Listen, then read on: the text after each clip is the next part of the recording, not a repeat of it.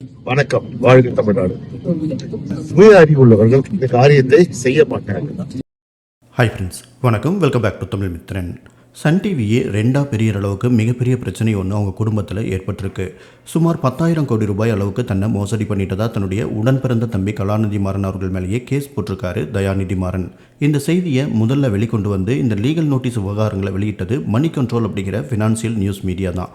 கலாநிதி மாறன் மற்றும் தயாநிதி மாறன் ரெண்டு பேருமே முரசொலி மாறன் அவர்களுடைய மகன்கள். கலாநிதி மாறன் சன் குழுமத்துடைய தலைவராகவும், தயாநிதி மாறன் திமுக நாடாளுமன்ற உறுப்பினராகவும், முன்னாள் மத்திய அமைச்சராகவும் இருக்காரு. இவங்க ரெண்டு பேரும் ஏற்கனவே பல முறை பிரச்சனைகளில் சிக்கியிருந்தாலும் சமீபத்திய பிரச்சனை சன் டிவி நெட்வொர்க் உடைய ஷேர்ஸ் தொடர்பாக ஏற்பட்டிருக்கு.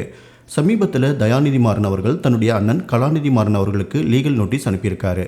இதில் கலாநிதி மாறன் உள்ளிட்ட 7 பேர் மேலே மோசடி, குற்றவியல், நம்பிக்கை துரோகம் மற்றும் ஏமாற்றுதல் உள்ளிட்ட குற்றச்சாட்டுகளை தயாநிதி மாறன் முன் வச்சிருக்காரு.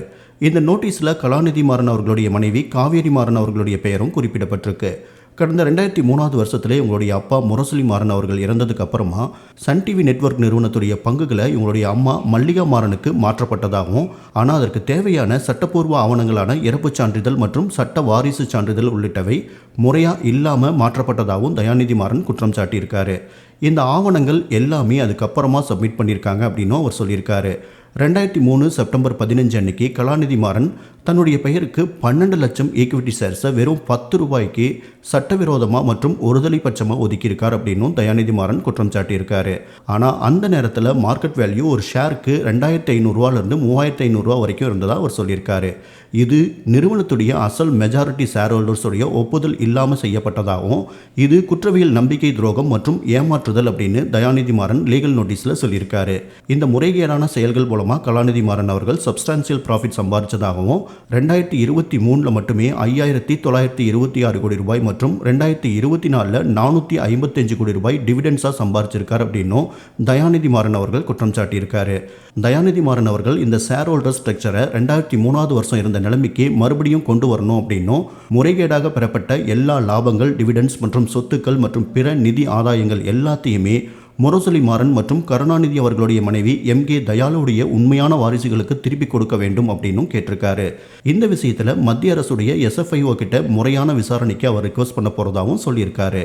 மாறன் பிரதர்ஸ் முரசொலி மாறன் அவர்களுடைய மகன்கள் அப்படிங்கிறதால சன் குழுமம் கலாநிதி மாறனுக்கு சொந்தமாச்சு.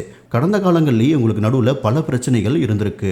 குறிப்பாக ஏர்செல் மேக்சிஸ் முறைகேடு மற்றும் BSNL தொலைபேசி இணைப்பு முறைகேடு மாதிரி குற்றச்சாட்டுகளில் இவங்களுடைய பெயர்கள் அடிபட்டிருக்கு.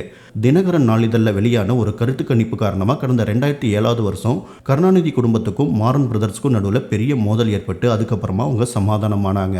தற்போது இந்த லீகல் நோட்டீஸ் விவகாரம் சன் குடும்பத்தில் ஒரு பெரிய பரபரப்பை ஏற்படுத்தியிருக்கு. சுருக்கமாக சொன்னால் தயாநிதி மாறன் அவர்கள் முன்வைக்கிற வாதம் இதுதான். அப்பா முரசொலி மாறன் அவர்களுடைய மறைவுக்கு அப்புறமா பங்குகளுடைய உரிமையை மாற்றுறதுல சட்ட ரீதியான முறைகேடுகள் நடந்திருக்கு. கலாநிதி மாறன் மார்க்கெட் வேல்யூவை விட மிக குறைந்த விலைக்கு பங்குகளை தன்னோட பெயருக்கு மாற்றிட்டு இருக்காரு. இந்த முறைகேடான பங்கு மாற்றத்தால் கலாநிதி மாறன் பல ஆயிரம் கோடி ரூபாய் லாபம் சம்பாதிச்சிருக்காரு. அதுவும் சட்டவிரோதமாக சம்பாதிச்சிருக்காரு. இந்த நிதி ஆதாயத்துடைய மொத்த மதிப்பு 10,000 கோடி ரூபாய் அளவுக்கோ அல்லது அதற்கு மேலேயோ இருக்கலாம் அப்படின்னு ஃபினான்சியல் அட்வைசர் சொல்லிட்டு இருக்காங்க. இந்த பிரச்சனை அடுத்த கட்டமாக எங்கெல்லாம் போகும் அப்படிங்கிறத நம்ம பொறுத்திருந்து பார்க்கலாம்.